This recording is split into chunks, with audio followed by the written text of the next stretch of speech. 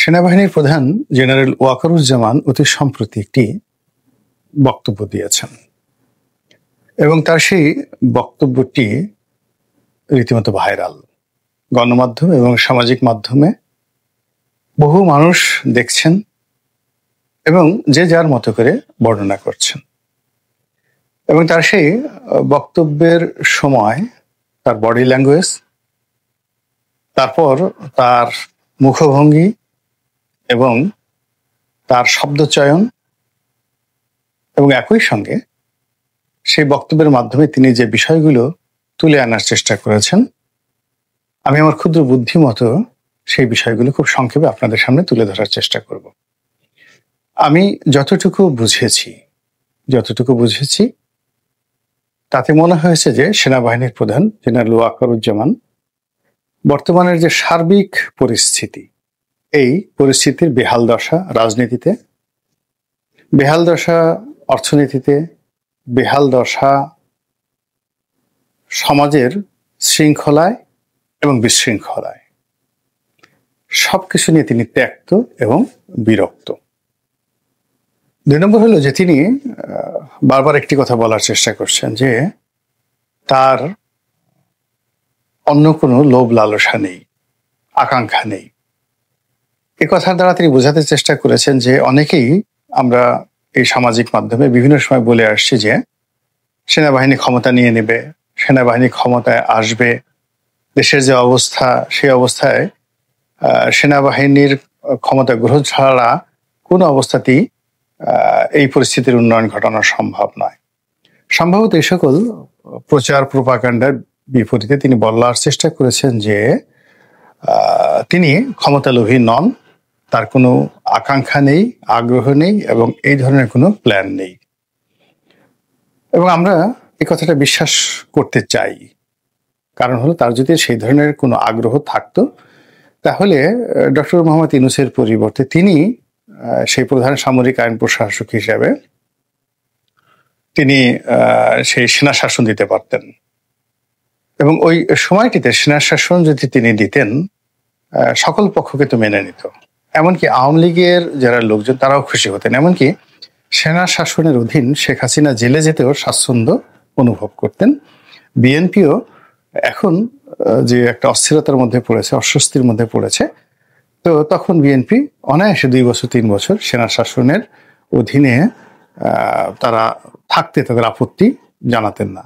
আর জামাত তো সবার আগে সেই তাদের যে স্বাগতম আহলান ওয়া সাহলান এই ফুলের মাল্য নিয়ে সেনাপ্রধানের সেই অফিসে চলে যেত। তো যাই হোক, ডক্টর ইউনূসও খুশি হতেন। তিনি তো শুধুমাত্র মামলা থেকে মুক্তি পেতে চেয়েছিলেন, ছাত্ররাও খুশি হতো, এর কারণ হলো তারা চাকরি চেয়েছিল। তো দেশের সেনাবাহিনীর শাসন থাকলে একটা নিরপেক্ষ পরীক্ষা ব্যবস্থা, কোটাবিহীন পরীক্ষা ব্যবস্থা যদি চালু হতো, ছাত্ররা বিসিএসে কর্মকর্তা হতেন, সারা দেশে মিলিটারি যাকে বলা হয় মার্শাল কোর্ট ল কোর্ট হতো এবং সেখানে খুব দ্রুত বিচার করে ছাত্রলীগ, যুবলীগ, আওয়ামী লীগ এদের সবার বিচার করা যেত এবং এতদিন অনেক কিছু কুল্লো খালাস হয়ে যেত। কিন্তু সেই কাজটি তিনি করেননি।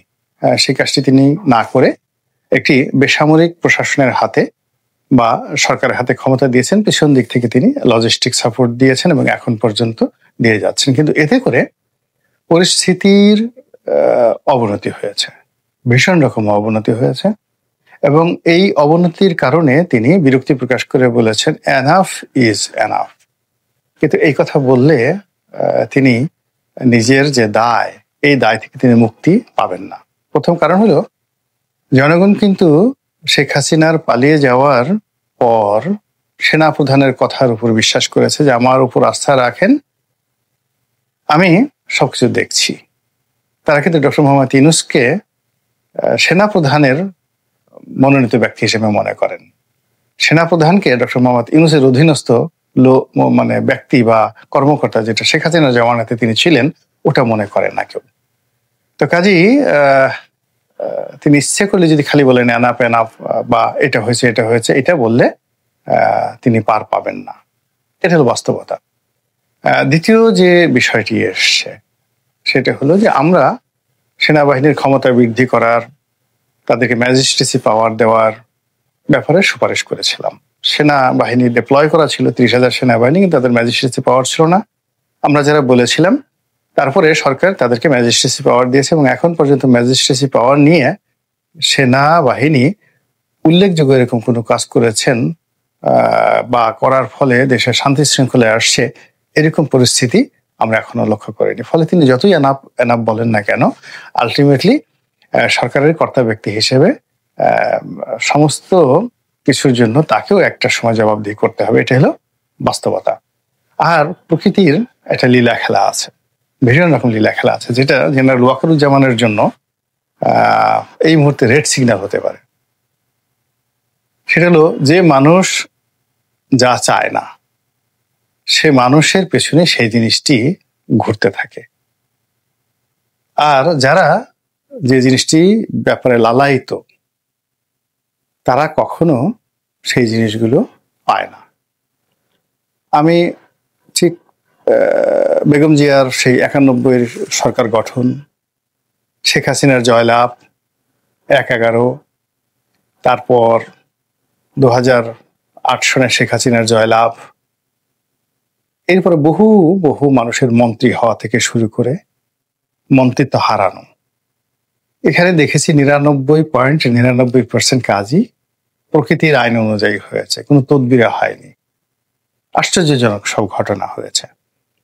কল্পনাও করতে পারিনি যে একটা মানুষ মন্ত্রী হবে, সে মন্ত্রী হয়ে গেছে। ইভেন ডক্টর মোহাম্মদ ইউনূস আজকের এই পর্যায়ে আসবেন, এখানে প্রকৃতি খেলে দিয়েছে। তিনি কল্পনাও করেননি।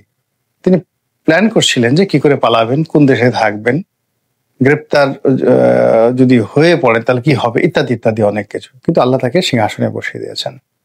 তো সেনা প্রধান যত বেশি ক্ষমতাকে অ্যাভয়েড করতে চাইবেন বা যতবার তিনি বলবেন আমি এটা চাই না, ওটা চাই না, আলটিমেটলি ওই জিনিসগুলো প্রকৃতির নিয়মে তার পিছে পিছে ছুটবে, তার পিছে পিছে ছুটতে থাকবে। আপনি এই কথাটা লিখে রাখেন, এই যে আজকে বললাম এই কথাটা লিখে রাখেন, এবং এটাই প্রকৃতির নিয়ম। কিংবা আজকের যে সেনাবাহিনী প্রধান, তাকে তো মূলত এই কাজের জন্য শেখ হাসিনা নিয়োগ দেননি। শেখ হাসিনা যে কাজটির জন্য নিয়োগ দিয়েছেন সেটা তার জন্য বুমেরাং হয়েছে শেখ হাসিনার জন্য।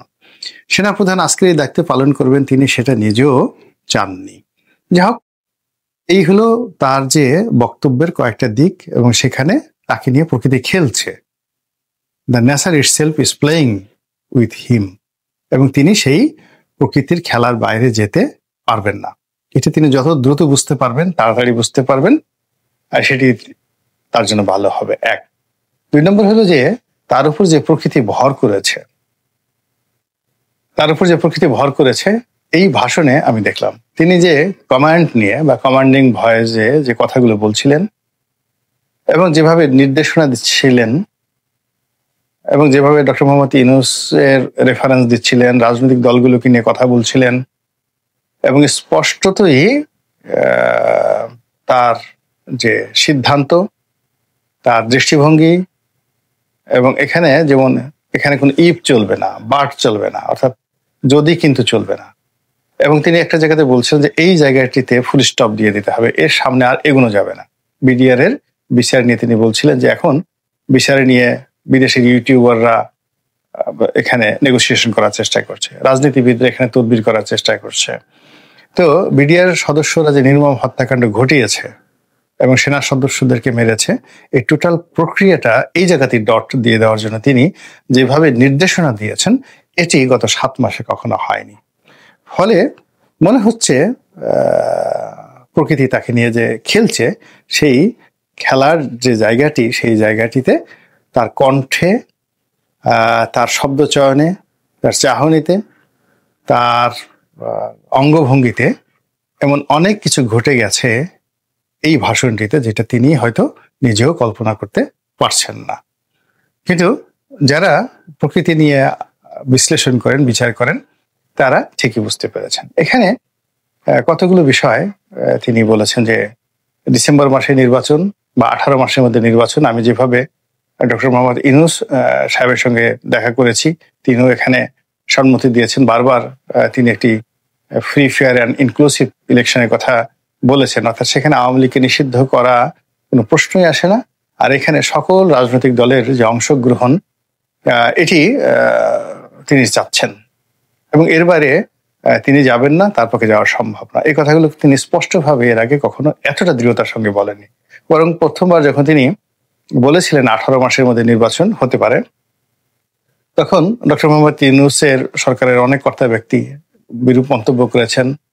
অনেকে তো পারলে এটা নিয়ে সেনাবাহিনীর প্রধানের যে চাকরি থেকে তাকে বাদ দিয়ে দেন। কিন্তু আজকের যে বক্তব্য, সেই বক্তব্যে মনে হলো যে তিনি যে কমান্ডিং ভয়ে যে তার ডিজায়ারের কথা বলছেন, সেই ডিজায়ারের মধ্যে তিনি স্পষ্ট বলে দিয়েছেন যে পুরো রাষ্ট্রের সকল ব্যবস্থা ভেঙে পড়েছে। রাজনীতিবিদরা হানাহানি করছে, মারামারি করছে, এবং তারা যদি এভাবে করতে থাকে পুরো রাষ্ট্রের স্বাধীনতা সার্বভৌমত্ব ভেঙে পড়বে। আমার 30,000 সৈন্য মাঠে আছে, যেখানে পুলিশ 2.25 লক্ষ, সেখানে 30,000 সৈন্যবাহিনী কিছুই করতে পারবে না, তিনি স্পষ্টভাবে বলে দিয়েছেন। তো এই 30,000 সৈন্যবাহিনী এক গ্রুপ দায়িত্ব পালন করছে, তারা আবার নির্দিষ্ট দায়িত্ব পালন করে ক্যান্টনমেন্টে ফিরে আসছে, আবার অন্য গ্রুপ সেখানে যাচ্ছে। এই ঝামেলা কেন সেনাবাহিনী নিতে যাবে? এই ব্যাপারে তিনি তার যে বিরক্তি, তিনি কোনো রকম যাকে বলা হয় রাগ ঢাক না করে স্পষ্টতভাবেই রাজনৈতিক দলগুলোর প্রতি চ্যালেঞ্জ ছুড়ে দিয়েছেন। এবং এখানে নির্বাচন নিয়ে, রাজনৈতিক দলগুলোর মারামারি হানাহানি নিয়ে, আইন শৃঙ্খলা নিয়ে তিনি যে একেবারে অকপটে অনেক কথাগুলো বলেছেন। এবং কেন এই অপরাধ হচ্ছে, এই অপরাধ হওয়ার জন্য অপরাধীরা কেন এই সময়টিকে বেছে নিয়েছে, কেন এটাকে স্বর্গোদ্যান মনে করছে, অপরাধের স্বর্গ রাজ্য মনে করছে, সেটারও তিনি ইঙ্গিত দিয়েছেন যে আপনারা মারামারি করবেন, কাটাকাটি করবেন, নিজেরা চাঁদাবাজি করবেন, একে অপরের 14 গোষ্ঠী উদ্ধার করবেন। আর এই সময়টাতে ছিনতাইকারী, ডাকাত, রাহাজানি, ধর্ষক যারা রয়েছেন তারা আঙ্গুল চুষবেন, এটা হয় না। আইনের ভাষা এটা বলে না, অপরাধ বিজ্ঞানের ভাষা এটা বলে না। সে কথা তিনি স্পষ্টভাবে বলে দিয়েছেন। এবং স্পষ্টতই এই সময়টাতে বাংলাদেশের বিভিন্ন যে সকল আন্ডারওয়ার্ল্ডের কর্মকাণ্ড চলছে, সামাজিক মাধ্যম, গণমাধ্যম, তারপর বিদেশি চক্র, দেশি চক্র, রাজনৈতিক চক্র, অচক্র, কুচক্র, বিভিন্ন বুদ্ধিজীবী, তথাকথিত বুদ্ধিজীবী, তারপরে যাকে বলা হয় বিভিন্ন ধর্মের নাম ব্যবহারকারী, বিভিন্ন ধর্মীয় বক্তা, ভণ্ড পীর, সবাই যার যার অবস্থা থেকে যে যেভাবে পারছে, ওয়াজ হোক, বক্তব্য হোক, গান হোক, বাজনা হোক, বিশৃঙ্খলা তৈরি করে ফেলেছে। তো এই বিশৃঙ্খলা যে তাকে উত্তেজিত করে ফেলেছে, এই বিশৃঙ্খলা যে তাকে কঠোর করে ফেলেছে, এই বিশৃঙ্খলা যে তাকে দৃঢ়তা দিয়েছে, এটা এই বক্তব্যে আমরা বুঝতে পারলাম। এবং তিনি যে সতর্কবার্তা দিয়েছেন, আমার ক্ষুদ্র অভিজ্ঞতা নিয়ে আমি বলতে পারি তার সেই সতর্কবাণী কেউ শুনবেন না। তিনি যাদেরকে জন্য সতর্কবার্তা দিয়েছেন কেউ শুনবেন না। আমাদের দেশের মানুষ কথা শুনে না, আমাদের দেশের মানুষ বাড়ি খায়, আমাদের দেশের মানুষ লাথি এবং গুঁতো না দেওয়া পর্যন্ত সে বুঝে না। তো এখানে জনাব ওয়াকারুজ্জামানকে শক্তি প্রয়োগ করতে হবে, এর বাইরে কোনো অবস্থাতেই তিনি যে কথাগুলো বললেন এগুলো আমরা শুনলাম, শুনতে ভালো লাগলো, কিন্তু এগুলোর কোনো কাজে কাজ আসবে না। আর সেই কাজ যদি না করেন তাহলে তিনি যে গর্ব করলেন যে সেনাবাহিনী, নৌবাহিনী, বিমান বাহিনী তারা কাজ করছেন এবং তারা এখনো পর্যন্ত যে চেইন অফ কমান্ডের মধ্যে রয়েছেন, শৃঙ্খলার মধ্যে রয়েছেন, তো সেই শৃঙ্খলা যদি স্বাধীনতায় না থাকে, দেশে যদি বিশৃঙ্খলা আরো ব্যাপক আকার হয়, তাহলে এই 3 বাহিনীর সদস্যের সংখ্যা কত? সাকুলে 2 লাখ। 2 লাখ মানুষ তো চেইন অফ কমান্ডে থাকতে পারবে না। এমনকি তারা মানে ক্যান্টনমেন্টের মধ্যে যদি দরজা বন্ধ করে নিজের এলাকাতে সমস্ত কামান, বন্দুক, তারপরে শস্য এন্টি মিসাইল, সে যাকে বলা হয় এয়ারক্রাফট মিসাইল, যে সকল মারণাস্ত্র রয়েছে সেগুলো যদি চারিদিকে তাক করে রাখেন তবু তারা রক্ষা পাবেন না। এর কারণ হলো সবচেয়ে ইফেক্টিভ, মধ্যপ্রাচ্যের ইফেক্টিভ বাহিনী ছিল সাদ্দামের রিপাবলিকান গার্ড।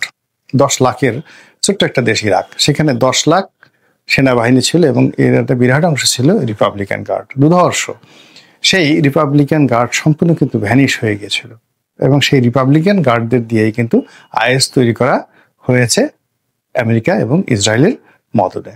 তো কাজেই আমাদের এই যে বাংলাদেশে এখন যে শকুন উঠছে মাথার উপর, কাজেই এখানে যাদের হাতে লাঠি আছে, যাদের হাতে ক্ষমতা আছে, তাদেরকে সেটা প্রয়োগ করতে হবে। সেনাপ্রধান আজকে যে ভাষায় কথা বলেছেন তাকে স্বাগত জানাচ্ছি এবং এই ধরনের কথা আরো ঘন ঘন তার বলা উচিত।